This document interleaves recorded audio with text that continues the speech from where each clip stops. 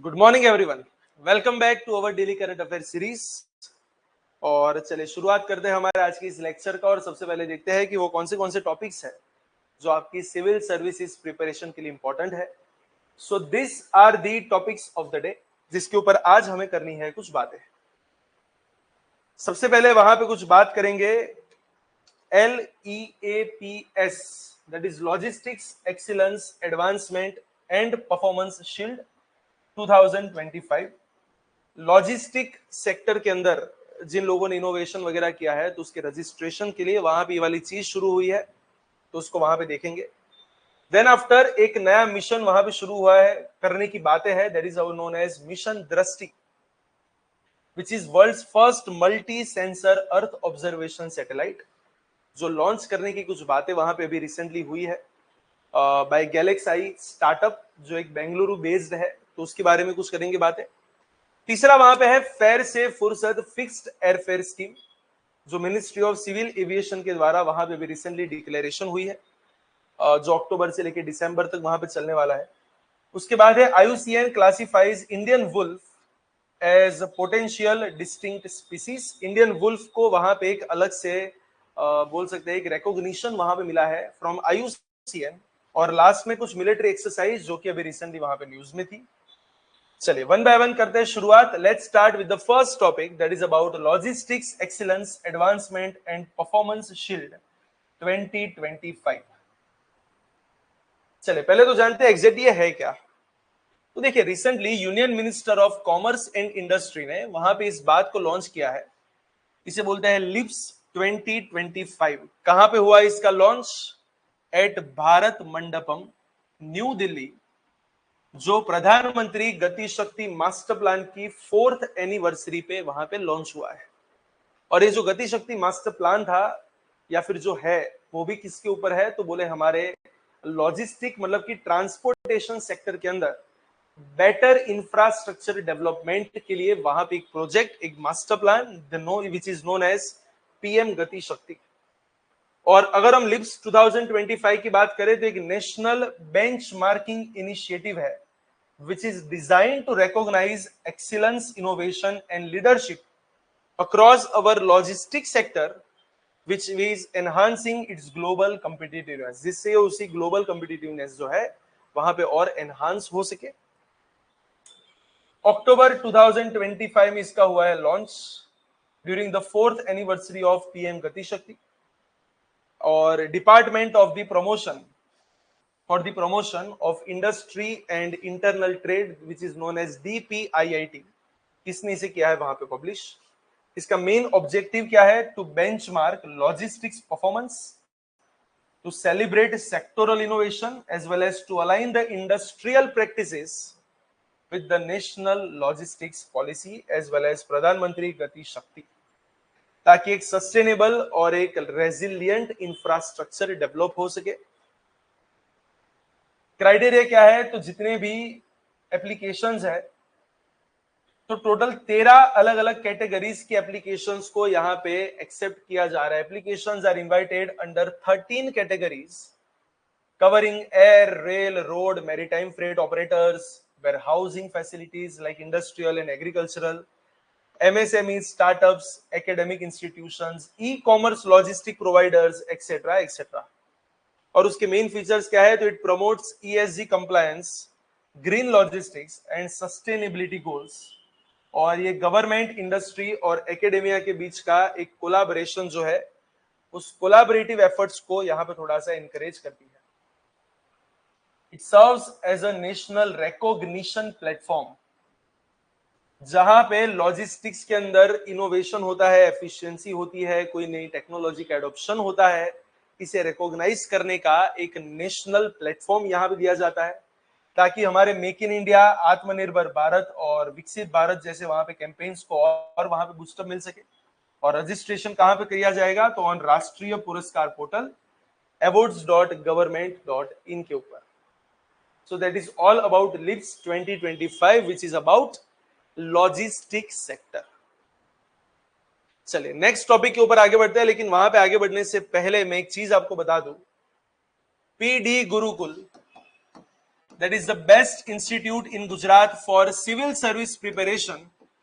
इसकी तीनों ब्रांचेस पे, अहमदाबाद, गांधीनगर एंड वडोदरा, तीनों ब्रांचेस पे 3 नवंबर 2025 नई बैचेस शुरू होने के लिए वहां पे जा रही है। यस, 3 नवंबर से नई बैचेस शुरू होने के लिए जा रही है, जहां पे आपको मिलेंगे 3 free demo sessions as well as up to 50% scholarship. 3 free demo sessions as well as up to 50% scholarship. जो स्कीम अभी वहां पे ओपन है, तो आज ही डेमो सेशंस के लिए वहां पे रजिस्ट्रेशन करवाए। एंड फॉर दैट आपको बस करना है क्या है, there will be a form which is given in the description box. Description box के अंदर आपको वहां पे एक फॉर्म मिलेगा, आपको बस उस फॉर्म को वहां पे फिलअप करना है, या फिर you can also contact on this number. या तो इस नंबर पे आप कांटेक्ट कर सकते हैं, या फिर वहां फॉर्म के ऊपर आप वहां पे फॉर्म भर वहां पे फिलअप कर सकते हैं, विच is given in the description box. And you will get all the information regarding this batch, regarding the syllabus coverage, the level of preparation, 1-to-1 mentorship क्या होती है, आपकी वीकली टेस्ट यहाँ पे ली जाती है, मॉक टेस्ट यहाँ पे ली जाती है, इंटरव्यूज की प्रिपरेशन यहाँ से हम करवाते हैं। A to Z, all the kind of preparations of civil services will be done by PD Gurukul. तो एटलीस्ट एक बार वहां पे डेमो लेक्चर्स तो जरूर आप वहां पे अटेंड करें। इट इज ऑलवेज लाइक, पहले इस्तेमाल करें फिर विश्वास करें। So you can attend the demo lectures which are completely free. And अगर उसके बाद आपको अच्छा लग रहा है, if you are comfortable with the preparation, then you can join us. So you can contact on that number, और you can also fill up the form which is given in the description box. चलिए next topic के ऊपर आगे बढ़ते हैं। Our next topic that is about mission दृष्टि, जो कि दुनिया का सबसे पहला multi sensor earth observation satellite है। तो चलिए इसके बारे में जानते हैं। क्या है अभी रिसेंटली कंटेक्स्ट में, इंडिया का एक स्पेस टेक स्टार्टअप जिसका नाम है गैलेक्साई, गैलेक्साई ने मिशन दृष्टि को अभी रिसेंटली वहां पे लॉन्च करने की अनाउंसमेंट की है, जो फर्स्ट क्वार्टर ऑफ 2026 में वहां पे लॉन्च होने वाला है। और क्या है मिशन दृष्टि, दुनिया का सबसे पहला मल्टी सेंसिंग टेक्नोलॉजिकल एक अर्थ ऑब्जर्वेशन सैटेलाइट है, जो synthetic aperture radar that is SAR और ऑप्टिकल सेंसर्स को वहां पे कंबाइन करेगा ऑन अ सिंगल प्लेटफॉर्म, जो आपको real time all weather earth observation वहां पे प्रोवाइड करवा के देगा। कौन सी ऑर्गेनाइजेशंस यहाँ पे इन्वॉल्व है, तो जैसे कि हमारी बात हुई, गैलेक्साई करके हमारी एक स्टार्टअप है, जो एक Bengaluru based private startup company है, उसने इसको करने की बात की है, इसको लॉन्च करने की बात की है। उसका मेन ऑब्जेक्टिव क्या है, एक हाई रेजोल्यूशन और एक मल्टी सोर्स जियोस्पेशियल इंटेलिजेंस वहां पे प्रोवाइड करना, जिसका यूज कहां पे हो सकता है, तो बोले डिफेंस में हो सकता है, disaster management, infrastructure, utilities, agriculture and risk assessment. इस हर एक जगह पे आप इसका वहां पे यूज कर सकते हैं। उसके मेन फीचर्स क्या है, तो दुनिया का ये सबसे पहला मल्टी सेंसर इंटीग्रेशन यहां पे बोल सकते हैं, that combines SAR with optical imaging, जो 24/7 ऑल वेदर मॉनिटरिंग वहां पे देगा, और साथ में 1.5 मीटर रेजोल्यूशन यहां पे प्रोवाइड होगा, जो इस तरीके का सबसे हाईएस्ट है। और बोल सकते हैं कि एक लार्जेस्ट प्राइवेट सैटेलाइट है, जिसका वेट 160 किलो के आसपास है। और एक आर्टिफिशियल इंटेलिजेंस ड्रिवन एनालिटिक्स वहां पे रहेंगे। और सिर्फ एक सैटेलाइट का प्लान नहीं है, उनका पूरा प्लान एक पूरे कॉन्स्टिलेशन बनाना है। आने वाले 4 साल के अंदर 8 से 10 सैटेलाइट को लॉन्च करके एक ग्लोबल ऑब्जर्वेशन नेटवर्क वहां पे बनाने की गिनती है। और अगर मान के चलो कि ये वाली सीरीज अगर सक्सेसफुली हो जाती है, then it will definitely positions India as a global leader in the private earth observation technology।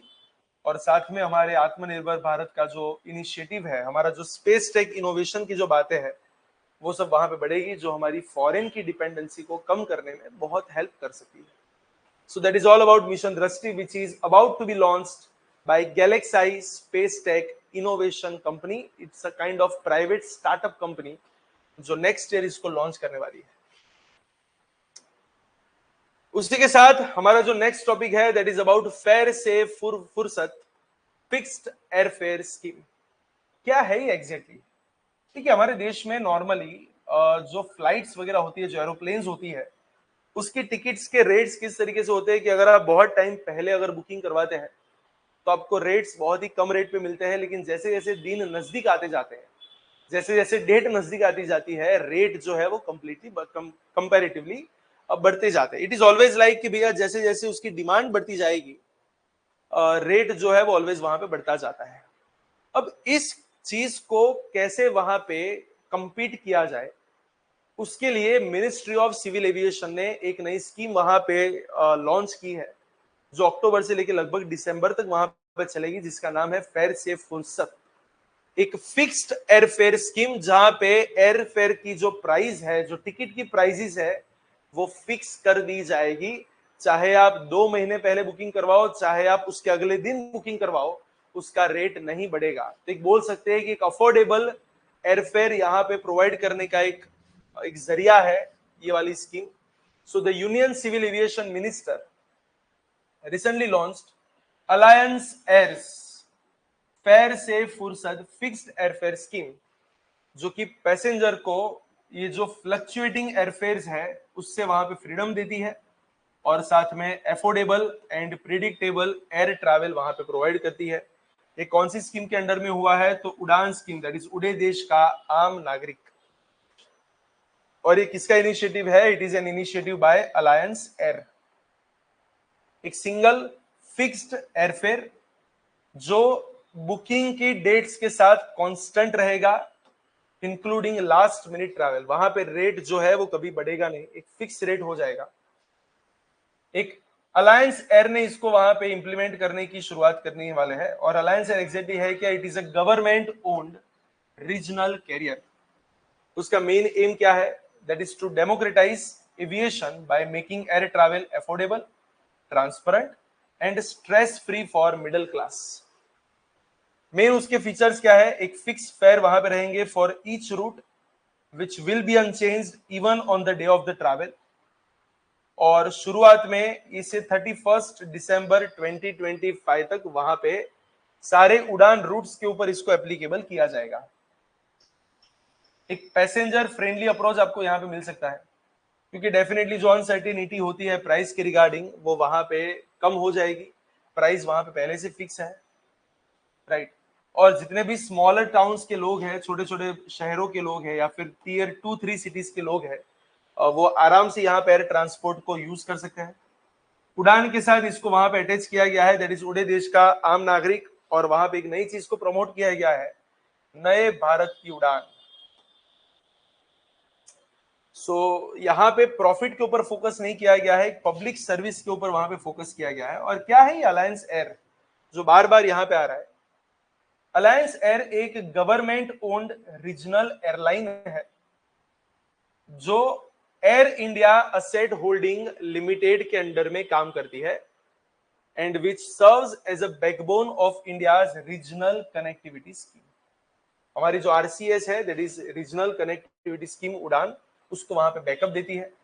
इसकी शुरुआत हुई थी 1996 के अंदर, जो इंडियन एयरलाइंस की एक सब्सिडरी थी शुरुआत से, और उसके बाद इसको एक सेपरेट किया गया आफ्टर एयर इंडिया प्राइवेटाइजेशन इन 2021 के बाद इसको वहां पे सेपरेट किया गया। इसके ऑपरेशंस की शुरुआत हुई थी 1996 में, और किसके साथ? विथ बोइंग 737 एयरक्राफ्ट, जो स्मॉलर सिटीज को वहां पे कनेक्ट कर रहा था। In 1997 it was merged with Vayudoot airlines to expand the regional routes. Udan का एक की प्लेयर यहां पे बन गया एयर कनेक्टिविटी के लिए, जहां पे टीयर 2 और टीयर 3 के सिटीज को कनेक्ट करने की यहां पे बात है। एक एफोर्डेबल एविएशन वहां पे देने का उनका टारगेट है। So that is all about this airline alliance air, and that is all about this scheme fair safe फुर्सत। इन शॉर्ट एयरफेयर के रिगार्डिंग अब टेंशन लेने की वहां पे जरूरत नहीं है। चलिए नेक्स्ट टॉपिक के ऊपर आगे बढ़ते हैं। and that is about IUCN classifies Indian wolf as potential distinct species. Finally IUCN ने इंडियन वुल्फ को एक पोटेंशियल डिस्टिंक्ट मतलब सबसे अलग अनोखी स्पीसीज के तौर पे वहां पे इसको आइडेंटिफाई किया है. That is a kind of good thing. So international union for conservation of nature for the first time इसने इंडियन वुल्फ को वहां पे एक पोटेंशियल डिस्टिंक्ट स्पीसीज के रूप में वहां पे बताया है और उसे लिस्ट किया है अपनी रेड लिस्ट के अंदर एज अ वल्नरेबल. और अप्रोक्सीमेटली उसके कितने इंडिविजुअल्स वहां पे भी अवेलेबल है? Only about 3000 individuals left in the wild. Potential distinct species होता क्या है और ये स्टेटस क्या है? देखिए, इंडियन वुल्फ जो है एक मोस्ट एंशियंट और बोल सकते हैं जेनेटिकली यूनिक वुल्फ है जो पूरे वर्ल्ड में आपको यहाँ पे इंडियन सब कॉन्टिनेंट के ऊपर आपको मिल जाता है. इसका साइंटिफिक नेम क्या है? That is known as canis lupus pallipes. Canis lupus pallipes, और नॉर्मल इसे पेनिनसुलर वुल्फ भी बोलते हैं या फिर इंडियन ग्रे वुल्फ भी बोला जाता है. और कंजर्वेशन स्टेटस जैसी कि अभी बात हुई उसको वल्नरेबल वाला वहां पे मिला है. लगभग 2877 से लेके 3310 के आसपास के वुल्फ अभी वहां पे अवेलेबल है जो इंडिया पाकिस्तान के आसपास आपको वहां पे मिलते हैं. हिस्ट्री उनकी क्या रही है? तो एक वाइड स्प्रेड डिस्ट्रीब्यूशन बोल सकते हैं from northern and western India, that is from Punjab and Haryana to Rajasthan and Maharashtra.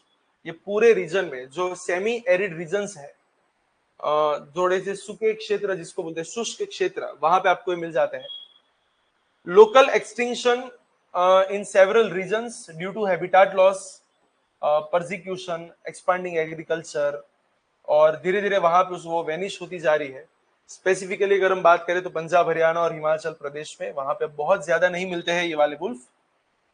और अगर हम एंशिएंट उसके लिनिएज की अगर हम बात करें तो fossils and genetic studies and shows that it diverged from other wolf species thousands of years ago. बहुत ही हजारों साल से वो दूसरे वुल्फ से वहां पे अलग हो चुके हैं और इसीलिए उसको थोड़ा सा वहां पे यूनिक बताया जा रहा है. और एक इंडिया की जो इकोसिस्टम है उसकी इवोल्यूशन के अंदर इसका वहां पे कंट्रीब्यूशन भी बहुत बढ़िया सा है. साथ साथ अगर हम बात करें तो और भी कुछ स्पीसीज है जिसको IUCN का स्टेटस वहां पे भी रिसेंटली वहां पे अपडेट किया गया है. जैसे कि हुडेड सील है तो उसको वहां पे एंडेंजर्ड में वहां पे डाला गया है. बियर्डेड सील है उसे नियरली थ्रेटन में डाला गया है. और जो हार्प सील है उसे भी नियर थ्रेटन में वहां पे डाल दिया है. जबकि जो ग्रीन टर्टल्स है उसका डाउनग्रेड हुआ है और वो वहां पे वल्नरेबल में आ चुका है. So this are the recent updates in this IUCN status. That is all about Indian wolf.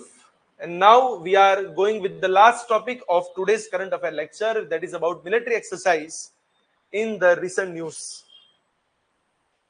तो देखिए कौन सी एक्सरसाइज यहाँ पे न्यूज में है. तो बेसिकली देखा जाए तो एक एक्सरसाइज हुई है इंडिया और साउथ कोरिया के बीच में जो कि एक बायलेटरल नेवल एक्सरसाइज वहां पे हुई थी. और कहां पे हुई है? तो बोले at Busan naval harbour. At Busan naval harbour जो इंडो पैसिफिक मैरीटाइम कोऑपरेशन को वहां पे बता रहा है. साथ साथ रिसेंटली इंडिया और ऑस्ट्रेलिया के बीच में वहां पे हुई है ऑस्ट्रा हिंद 2025 और रशिया के साथ वहां पे है इंद्र 2025. अगर इन सब के बारे में थोड़ा बहुत वहां पे जाने तो पहले बात करते हैं वो साउथ कोरिया वाली.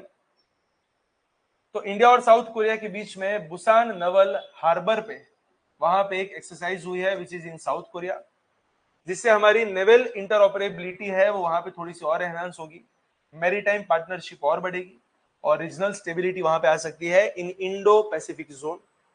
2 फेज में होने वाली थी. एक होता था उसका हार्बर फेज और दूसरा है उसका सी फेज जो भी रिसेंटली वहां पे हुआ. और वहां पे हमारी जो वहां पे शिप गई थी that is INS Sahyadri. It focus on mutual learning, operational synergy etcetera etcetera. अगर हम ऑस्ट्रा हिंद की बात करें तो इंडिया और ऑस्ट्रेलिया के बीच में हुई थी पर्थ ऑस्ट्रेलिया के अंदर, जो एक मिलिट्री कोऑपरेशन को बढ़ाने वाली एक मिलिट्री एक्सरसाइज बोल सकते हैं। वहां पे अलग अलग टेक्टिकल ड्रिल्स वहां पे हुई in open and semi desert terrains. And उसका भी मतलब मेन उनका फोकस क्या था, तो बोले इमर्जिंग टेक्नोलॉजीज के साथ कुछ कंबाइंड ऑपरेशंस वहां पे किए जाए दोनों आर्मी के बीच में, ताकि कोऑपरेशन और बढ़े, इंटीग्रेशन और बढ़े। और लास्ट में अगर हम बात करें इंदिरा 2025, तो वो किसके बीच में है, तो बोले इंडिया और रशिया के बीच में। और ये कहां पे हुई, host place Mahajan field firing range, Bikaner, Rajasthan. So these are the exercise. It included live fire exercises, UAV reconnaissance, वहां पे एक्सरसाइज वहां पे हुई, प्रेसिजन स्ट्राइक्स वहां पे हुई इन द डेजर्ट कंडीशंस। तो ये सब बातें वहां पे है। ओवरऑल बस प्रीलिम्स पर्सपेक्टिव से पता होना चाहिए कि जो ऑस्ट्रा हिंद है वो ऑस्ट्रेलिया और इंडिया के बीच में है, जबकि जो इंदिरा है वो इंडिया और रशिया के बीच में है। That is all about today's current affair. तो इसी के साथ आज का लेक्चर भी यहीं तक रखते हैं। ऐसे ही कुछ नए करंट अफेयर के टॉपिक्स के साथ वापस एक बार मिलेंगे, लेकिन तब तक के लिए all the very best for your preparation.